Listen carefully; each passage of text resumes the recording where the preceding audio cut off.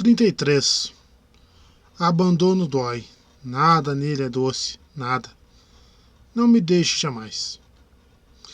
As árvores estavam usando as vozes interiores. Quando passei pelo portão, percebi que ainda balbuciavam, soltando frases sem sentido como sonâmbulos em uma festa. Olhei para o bosque. Nenhum sinal de Meg. Chamei o nome dela. As árvores falaram ainda mais alto, me deixando cada vez mais entorpecido. Eu me apoiei no carvalho mais próximo. Cuidado aí, cara, disse a árvore. Segui em frente e ouvi as árvores entoando versos como se estivessem brincando de rimar. Azuis as cavernas são, acerte a coloração. Para o oeste, queimando, páginas virando. Indiana, madura é a banana. A felicidade vem de repente, baratas e serpentes. Nada fazia sentido, mas cada verso carregava o peso de uma profecia. Senti como se dezenas de declarações importantes. Cada uma vital para minha sobrevivência, estivessem sendo misturadas, colocadas em um revólver e disparadas na minha cara. Que imagem poderosa! Vou ter que usar um haikai. Meg! Meg! Chamei de novo. Nenhuma resposta. O bosque não parecia ser muito grande. Por que ela não me ouvia? Por que eu não a via? Segui em frente cantarolando um tom perfeito de lá em uma frequência de 440 Hz para me manter concentrado. Ao passar pelo segundo círculo de árvores, os carvalhos ficaram mais falantes. Ei, amigão, tem uma moeda? Perguntou um. Outro tentou me contar uma piada sobre um pinguim e uma freira que foram uma lanchonete. Um terceiro carvalho recitava um info comercial para um colega na tentativa de vender um processador de alimentos. E você não vai acreditar na qualidade da massa que ele faz. Uau! Disse a outra árvore. Ele faz massas também. Linguine fresco em minutos, anunciou o carvalho vendedor com entusiasmo. Não entendi por que um carvalho ia querer linguine, mas continuei andando. Mais um minuto ali e eu acabaria comprando o processador de alimentos por 3 parcelas de apenas $39,99 e minha sanidade se perderia para sempre. Finalmente cheguei ao centro do bosque, do outro lado, no maior carvalho. Meg estava de costas para o tronco com os olhos bem fechados. Ainda segurava o sino de vento, mas o objeto parecia esquecido em sua mão. Os cilindros de metal se moveram sem emitir som, encostados no vestido. Ao pés dela, Pêssego se balançava para a frente e para trás, rindo. Maçã? Pêssego. Manga? Pêssego. Toquei no ombro dela. Meg? Ela se encolheu, olhou para mim como se eu fosse uma ilusão de ótica inteligente. Os olhos tremiam de medo. Não vou aguentar, disse ela. Não vou aguentar. As vozes estavam dominando Meg. Era como se 100 estações de rádio estivessem tocando ao mesmo tempo, dividindo meu cérebro à força em canais diferentes. Era terrível, mas eu pelo menos estava acostumado com profecias. Meg, por outro lado, era filha de Deméter. As árvores gostavam dela. Estavam todas tentando contar coisas para a menina, lutando por sua atenção. Em pouco tempo, destruiriam por completo sua mente. O sino de vento, falei. Pendure na árvore. Apontei para o galho mais baixo, bem acima de nós. Eu não conseguiria alcançá-lo sozinho, mas se levantasse Meg. Meg recuou balançando a cabeça. As vozes de Dodona eram tão caóticas que eu não sabia se ela tinha me ouvido. Se tinha, não entendeu ou não confiou em mim. Precisei deixar meu ressentimento de lado. Ok, Meg era enteada de Nero. Foi enviada para me atrair até ali, e nossa amizade toda era uma mentira. Ela não tinha direito de não confiar em mim, mas eu não podia deixar que a amargura me dominasse. Se eu a culpasse pela forma como Nero distorceu as emoções dela, eu não seria melhor do que o besta. Além do mais, não era porque ela mentiu sobre ser minha amiga que eu não era amigo dela. Ela estava em perigo, eu não a deixaria que se perdesse nas loucuras das piadas de pinguim do bosque. Eu me agachei e entrelacei os dedos para servir de apoio. Por favor, pedi.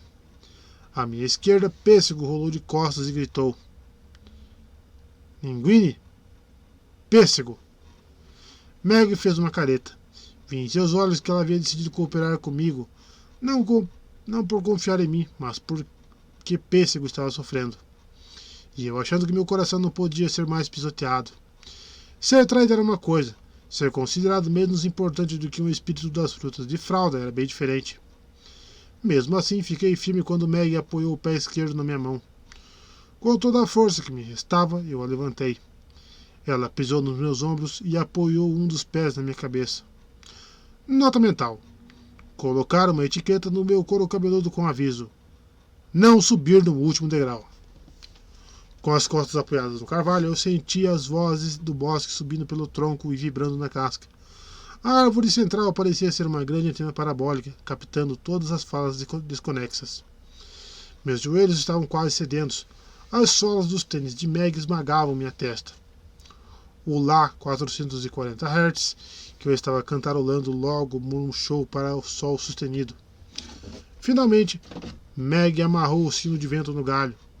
Ela pulou no exato momento em que minhas pernas falharam e nós dois acabamos esparramados no chão.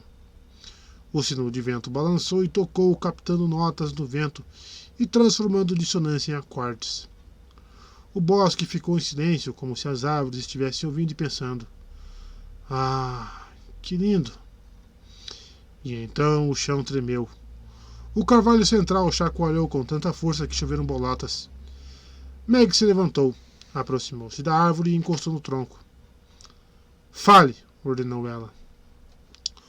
Uma única voz soou do sino de vento, como uma líder de torcida gritando em um megafone. Houve um deus, Apolo era chamado. Entrou em uma caverna azul acompanhado. Ele e mais dois montados, no cuspidor de fogo alado. A morte e loucura forçado. O sino de vento parou. O bosque mergulhou na calmaria, como se satisfeito com a sentença de morte que me dera. Ah, que horror! Eu aceitaria um soneto sem problemas. Uma quadra teria sido motivo de comemoração, mas apenas as profecias mais mortais são passadas na forma de limerick. Olhei para o sino de vento, torcendo para que se falasse de novo e se corrigisse. Ops, foi mal. Essa profecia é para outro Apolo. Mas não tive tanta sorte. Percebi um pronunciamento pior do que mil propagandas de máquinas de fazer massa. Pêssego se levantou, balançou a cabeça e se virou para o carvalho, o que expressou os meus sentimentos com perfeição. Ele abraçou a perna de Meg como se a garota fosse a única coisa que o impedisse de desaparecer por completo. A cena seria quase fofa, não fossem as presas e os olhos brilhantes do Carpus. Meg me olhou com cautela, as lentes dos óculos estavam rachadas. Aquela profecia, disse ela. Você entendeu? Engoli em seco com um monte de fuligem. Talvez parte dela. Nós precisamos conversar com Rachel. Não existe mais nós. O tom de Meg soou tão acre quanto os gases vulcânicos de Delfos. Faça o que tiver de fazer, é minha última ordem. Isso me atingiu como uma lança enfiada até o queixo, como se já não bastasse ela ter mentido para mim e me traído. Meg, não dá. Foi impossível disfarçar o tremor na voz. Você reivindicou meus serviços até que minhas provações acabem. Eu liberto você. Não! Gritei. Eu não conseguia suportar a ideia de ser abandonado. Não de novo. Não por essa rainha do lixão desgrenhada de quem aprendi a gostar tanto. Você não pode acreditar em Nero agora, falei. Você ouviu os planos dele. Ele quer destruir a ilha toda. Você viu o que ele tentou fazer com os reféns. Ele não teria queimado ninguém. Ele prometeu. Se segurou. Você viu. Aquele não era o besta. Minha caixa torácica parecia uma harpa com as cordas esticadas demais. Meg.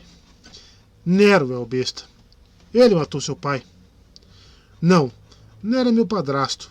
Meu pai libertou o besta. Ele o deixou irritado. Meg. Pare. Ela tampou os ouvidos. Você não o conhece. Nero é bom para mim. Vou falar com ele. Vai ficar tudo bem. Seu estado de negação era tão completo, tão irracional, que vi que não havia como discutir. Ela me lembrou dolorosamente de mim mesmo quando caí na terra, de como recusei a aceitar minha nova realidade. Sem a ajuda de Meg, eu teria morrido. Agora, os papéis estavam invertidos. Eu me aproximei dela, mas o rosnado de pêssego me fez parar. Meg recuou. Terminamos por aqui. Não, Meg. Não mesmo, falei. Estamos unidos, quer você goste ou não. Eu me dei conta de que, alguns dias antes, ela havia me dito a mesma coisa. Ela me lançou o último olhar pelas lentes rachadas. Eu teria dado qualquer coisa para ela ter feito uma careta nesse momento.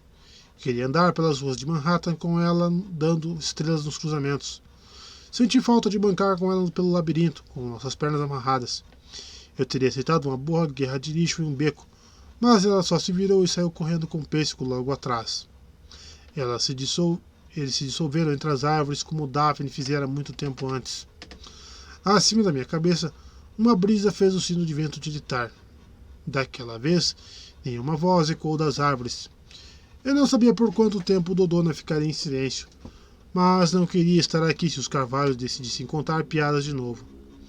Eu me virei e vi uma coisa estranha aos meus pés. Uma flecha com cabo de carvalho e pena verde. Não devia haver flechas ali. Eu não levei nenhuma para o bosque, mas estava tão atordoado que não dei importância a isso. Fiz o que qualquer arqueiro faria. Peguei a flecha e a coloquei na minha aljava.